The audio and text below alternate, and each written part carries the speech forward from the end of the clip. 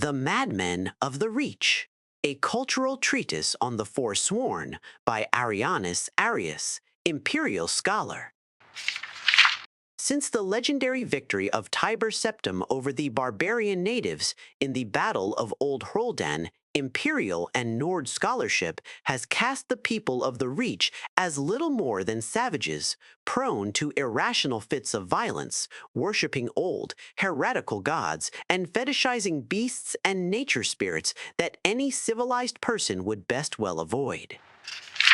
In truth, these accounts are little more than Victor's essays, a perspective narrowed by the empire's constant strife with the ancient, proud people that lived in this land far before Tiber Septim walked the soil of Tamriel. In light of this, I hope to create a more complete, accurate, and fair assessment of a group that has long suffered under the role of enemy, troublemakers, and them. Let us begin with the Forsworn, the so-called Madmen of the Reach. The Imperial Legion classifies them as little more than brigands, noting their constant raids and ambushes within the hold. But none of their military reports asks the question of why. If they were merely a group of bandits, surely they would be focused on acquiring gold and minimizing deaths among their own. But the opposite is true in Forsworn attacks. Large sums of coin are often left behind, and their fighters easily throw away their lives rather than risk capture by Imperial soldiers. It is this incongruity that led me to Markarth, the capital city of the Reach, in search of answers. There, I met one of the native peoples, an old woman who preferred to not be named in my writings. She told me of her family's long history, how she believes they originally came from High Rock, home of the Bretons, which would explain the similar faces and stature of the two peoples, how the Nords came and took their lands, their gods, and their culture from them.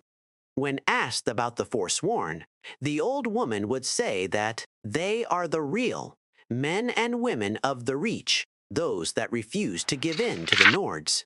Those that still practice the ancient traditions that the rest of their people had abandoned in exchange for peace. In time, I was able to create trust with many more natives in my search that corroborated the old woman's story. By chance, one of them arranged a meeting between myself and what I thought was an elder member of his village. I was shocked to find that I was led to a camp filled with the animal skulls, severed heads, and still beating hearts that I had read about from the military reports back in the Imperial City. There, I met Cortoran, a Forsworn, who seemed amused at the prospect of me writing down his story, which I quote in full below. You want to know who the Forsworn are. We are the people who must pillage our own land, burn our own ground.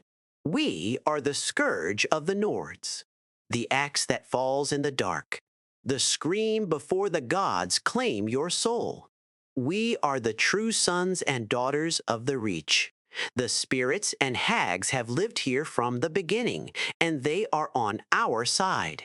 Go back, and tell your empire that we will have our own kingdom again. And on that day, we will be the ones burying your dead in a land that is no longer yours.